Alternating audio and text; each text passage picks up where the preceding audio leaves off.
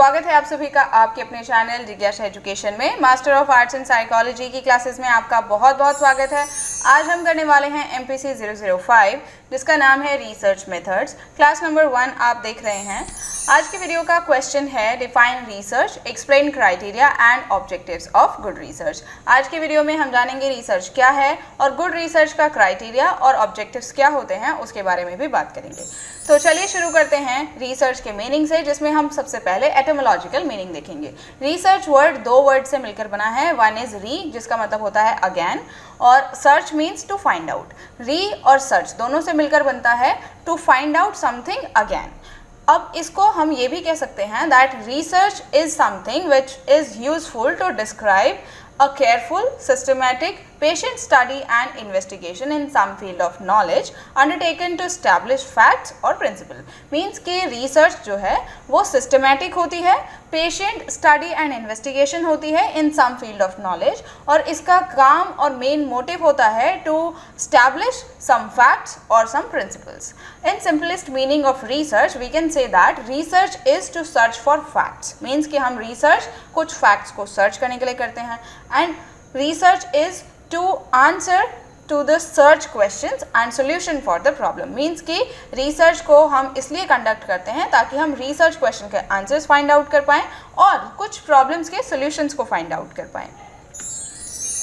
General meaning of research की अगर हम बात करें तो हमें पता चलता है scientific research is a systematic and objective attempt to provide answers to certain questions. Means कि साइंटिफिक रिसर्च सिस्टमैटिक होती है और एक ऐसा अटेम्प्ट होती है जिसके कुछ अपने ऑब्जेक्टिव्स होते हैं, और इसका मेन ऑब्जेक्टिव होता है to find out the answer of certain questions. The purpose of scientific research is to discover and develop an organised body for knowledge. Means कि नॉलेज का एक ऑर्गेनाइज्ड बॉडी को डिस्कवर करना और उसे डेवलप करना, ये साइंटिफिक रिसर्च का पर्पस होता है। Therefore scientific research may be defined as the systematic and empirical analysis and recording of controlled observations which may lead to the development of theories, concepts, generalizations and principles resulting in prediction and control of those activities that may have some cause effect relationship। Means कि हम ये कह सकते हैं कि scientific research को हम इस तरीके से define करेंगे कि ये एक systematic और empirical analysis होता है जिसमें कि कंट्रोल्ड ऑब्जर्वेशंस का रिकॉर्ड रखा जाता है जो कि हमें हेल्प करते हैं to develop theories, concepts, generalisations and principles. जो कि थियरीज, कॉन्सेप्ट्स और जनरलाइजेशन और प्रिंसिपल्स को डेवलप किया जाता है वो हेल्प करते हैं in the prediction of those activities और to control those activities which may have some cause and effect relationship. Now let's talk about the definitions. Kerlinger says that Kerlinger defines research as a systematic, controlled, empirical and critical investigation of hypothetical proposition about the presumed relationship about various phenomena। Means कि Kerlinger कहते हैं कि research को कुछ इस तरीके से define किया जा सकता है that research is systematic, it is controlled, it is empirical and critical investigation of hypothetical preposition. Means कि हमने जो हाइपोथेसिस बनाई है किसी सिचुएशन के बारे में, किसी प्रॉब्लम के बारे में, किसी क्वेश्चंस के बारे में, उसका क्रिटिकल इन्वेस्टिगेशन जो है वो रिसर्च है, और ये हमें बताती है उस रिलेशनशिप के बारे में जो कि वेरियस फिनोमिना के बीच में पाया जाता है। सो अब बात करते हैं बर्न ने क्या कहा है। बर्न्स सेज दैट कि research is a systematic investigation to find out answers to a problem। Means कि बर्न का भी यही कहना है कि रिसर्च जो है वो सिस्टमेटिक इन्वेस्टिगेशन होती है जिससे कि हम कुछ प्रॉब्लम्स के आंसर्स को फाइंड आउट करते हैं। अगर हम बात करें कंक्लूजन की कि रिसर्च क्या है, जिसमें हमने एटोमोलॉजिकल मीनिंग पढ़ा, जनरल मीनिंग पढ़ा, और उसके बाद अब हम कंक्लूड करने की कोशिश करें तो हम ये कहेंगे the term research refers to the systematic method. Means कि रिसर्च जो है वो एक सिस्टमेटिक मेथड है जिसमें कि बहुत सारे स्टेप्स इंक्लूडेड रहते हैं। Number 1 is enunciating the problem. Means के stating the problem, identifying the problem, understanding the problem. Next is formulating a hypothesis. Means कि हम उसके बारे में हाइपोथेसिस बनाते हैं, and hypothesis is a tentative statement about a problem और a solution, जिसमें हम कुछ टेंटेटिव सोल्यूशंस ढूंढते हैं। कलेक्टिंग द फैक्ट्स और डेटा, फिर हम जब प्रॉब्लम को अंडरस्टैंड कर चुके हैं, उसके बारे में हाइपोथेसिस बना चुके हैं, तब हम डेटा को कलेक्ट करते हैं उन हाइपोथेसिस के अगेंस्ट और उन कुछ हाइपोथेसिस के फेवर में. Then we analyse the facts, फिर हम अपने डेटा को, अपने फैक्ट्स को एनालाइज करते हैं, मीन्स कंक्लूजन निकालते हैं, and reaching certain conclusion either in the form of solution towards the concern problem. Means कि हम फिर कुछ कंक्लूजन्स पे पहुंचते हैं, वो या तो कंसर्न प्रॉब्लम के सोल्यूशन के फॉर्म में हो सकती है या फिर certain generalization for some theoretical formulation. Means कि कुछ theoretical formulations के लिए वो कुछ generalizations भी हो सकती हैं. मीन्स कि research जो है वो systematic method होता है जिसमें कि कुछ steps होते हैं, जिसमें पहला step होता है enunciating the problem, next is formulating hypothesis, फिर हम collect करते हैं facts and data को, then हम उन्हें analyze करते हैं, फिर एक conclusion पर पहुंचते हैं. Then we will find out the solution of a problem, or we can say that we can generalize for some theoretical formulations. I hope it is very much clear to you that what is research. So let's talk about the criteria. Criteria के लिए मैंने 7 points को select किया है. One is purpose, next is research procedure, next is research design, research report, data analysis, method, validity and reliability. So let's talk about in detail. The criteria for good research are as follows. Number 1 is purpose of research should be clearly defined. Means कि जो research है उसका जो purpose है, जो उसका जो motive है, वो बहुत क्लियरली डिफाइंड होना चाहिए. And common concepts that are used should be operationally defined. Means कि जो उसके कॉमन कॉन्सेप्ट्स हैं उनको भी हमें ऑपरेशनली डिफाइन करना चाहिए. Next is the research procedure should be precisely planned, focused and appropriately described in order to enable other researcher to do research for further advancement.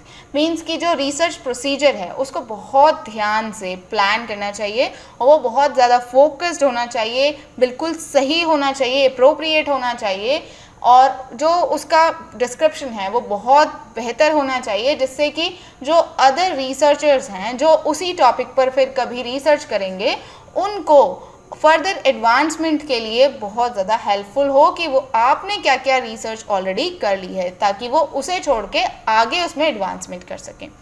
Next is research design.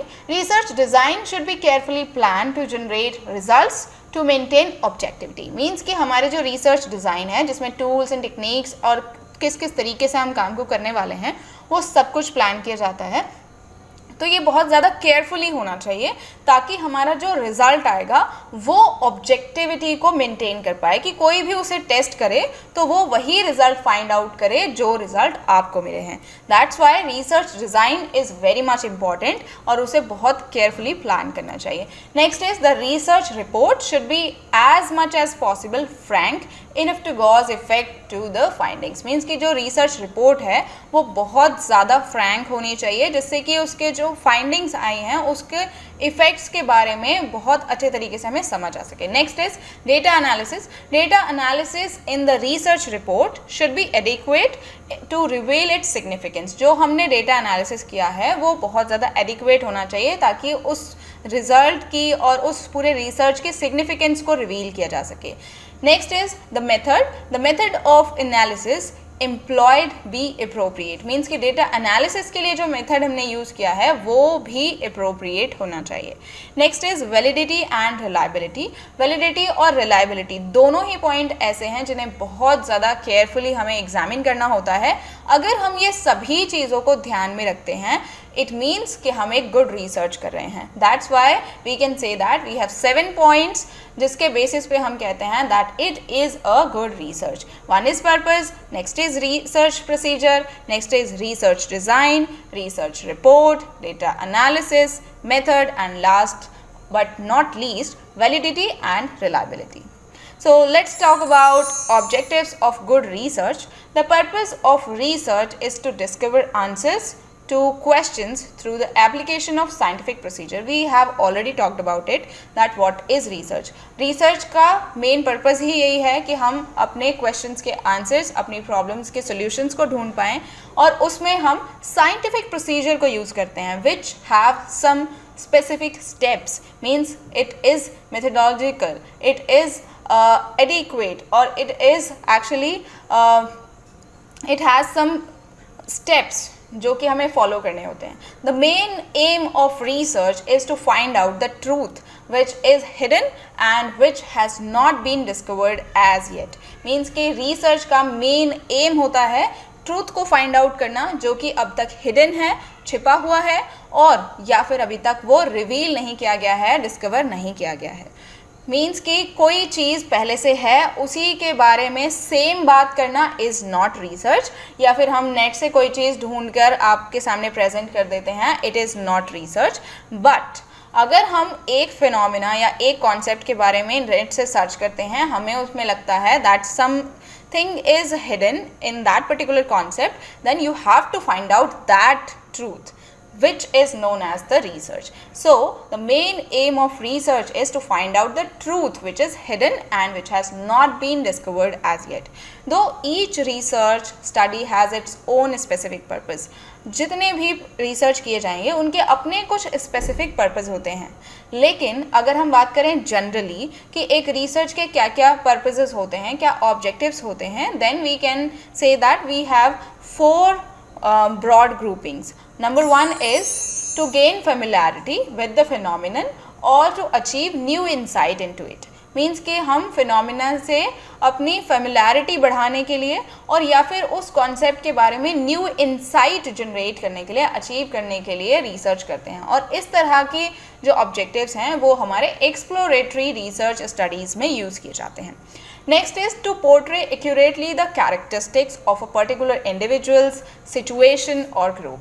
Means कि हम किसी person पर research कर रहे हैं, किसी situation पर या किसी ग्रुप पर रिसर्च कर रहे हैं, तो उनकी कैरेक्टरिस्टिक्स को बिल्कुल सही तरीके से लोगों के सामने पोर्ट्रे करना, लोगों के सामने प्रेजेंट करना, ये ऑब्जेक्टिव होता है एक रिसर्च का. और इस तरह के जो ऑब्जेक्टिव्स हैं वो हम डिस्क्रिप्टिव रिसर्च में देखते हैं. Next is to determine the frequency with which something occurs or with which it is associated with something else. Means कि research का एक objective ये भी होता है ये find out करना कि कोई जो चीज़ है वो कैसे, कितनी फ्रीक्वेंसी से हो रही है या किसी दूसरी चीज़ से वो कितनी फ्रीक्वेंसी के साथ एसोसिएटेड है. इस तरह की जो ऑब्जेक्टिव्स होते हैं वो हम डायग्नोस्टिक रिसर्च स्टडीज़ में देखते हैं.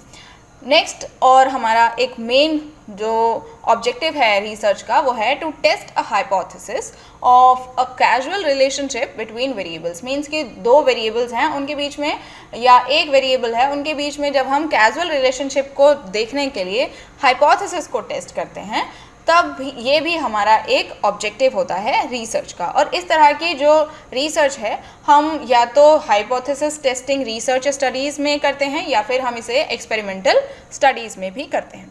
दस research is the fountain of knowledge. इसका मतलब ये हुआ कि रिसर्च जो है वो एक फाउंटेन है नॉलेज का, for the sake of knowledge and an important source of providing guidelines for solving different business. Means कि रिसर्च एक फाउंटेन है जिससे कि हमें बहुत सारी नॉलेज मिलती है और ये एक इम्पॉर्टेंट सोर्स भी है गाइडलाइंस को प्रोवाइड कराने वाला, जिससे कि हम डिफरेंट बिजनेसेस को, प्रॉब्लम्स को सॉल्व कर पाते हैं. और these businesses can be personal, professional और गवर्नमेंटल और सोशल प्रॉब्लम्स. मीन्स कि वो किसी भी तरीके की प्रॉब्लम्स हो सकती हैं.